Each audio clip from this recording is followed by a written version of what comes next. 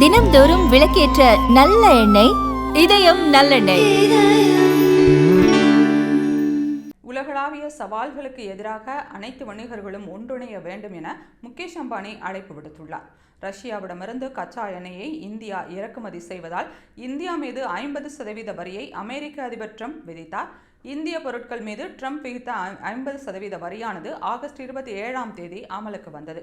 அமெரிக்காவின் இந்த வரி விதிப்பு இந்திய ஏற்றுமதியில் தாக்கத்தை ஏற்படுத்தும் என்று கருதப்படுகிறது. குறிப்பாக ஜவுளி, லெதர் மற்றும் ரசாயன துறைகள் சற்று பாதிக்கப்படும் என்று பொருளாதார வல்லுநர்கள் கூறுகின்றனர். இந்த சூழலில்தான் உலகளாவிய அபாயங்களுக்கு எதிராக இந்திய வணிகர்கள் ஒன்றிணைய வேண்டும் என முகேஷ் அம்பானி குரல் கொடுத்துள்ளார்.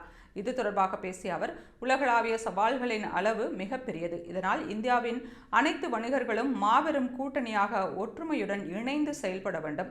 அனைத்து வணிகர்களுக்கும் ஒத்துழைத்து பரஸ்பர ஆதரவு அளிக்க வேண்டும். முக்கிய தொழில்கள் மற்றும் உலக பொருளாதாரத்தின் முக்கிய துறைகளில் இந்தியா தன்னிறைவு பெற்றிருக்க வேண்டும் என்று தெரிவித்துள்ளார்.